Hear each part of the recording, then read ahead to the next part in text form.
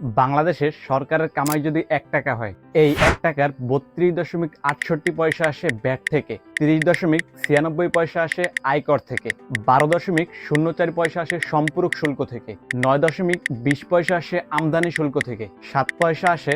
নন tax আয় হইতে, ৩ পয়সা আসে বিদেশি অনুদান ও সাহায্য থেকে, ৩ পয়সা আসে রাষ্ট্রীয় প্রতিষ্ঠান থেকে, বাকি ১.১০ পয়সা আসে অন্যান্য কর। আর সরকার যদি ১ টাকা ব্যয় করে, এর মধ্যে ২৩.০৭ পয়সা ব্যয় সরকারি প্রশাসন খাতে, ১৪.২৪ পয়সা ব্যয় ঋণের সুদ পরিশোধে, ১৩.৯৫ পয়সা শিক্ষা ও প্রযুক্তি খাতে, ১০.৪ পয়সা পরিবহন ও যোগাযোগ খাতে, ৬.২ পয়সা স্থানীয় সরকার ও পল্লী উন্নয়ন খাতে, ৫.৯৪ পয়সা কৃষি খাতে, ৫.৪৪ পয়সা ব্যয় সমাজ কল্যাণ ও সামাজিক নিরাপত্তা খাতে, ৫.৩২ পয়সা ব্যয় প্রতিরক্ষা খাতে, স্বাস্থ্য খাতে ব্যয় ৫.২০ পয়সা, আইন শৃঙ্খলা ও জননিরাপত্তায় ৪.২১% ব্যয়, জ্বালানি ও বিদ্যুৎ খাতে ৩.৮০ পয়সা, আবাসন খাতে ব্যয় ০.৮৭ পয়সা, সাংস্কৃতিক ও বিনোদন খাতে ০.৮৪ পয়সা, সর্বশেষ শিল্প ও অর্থনৈতিক খাতে ০.৭১ পয়সা ব্যয়। এই সকল তথ্য গত কয়েক বছরে সরকারের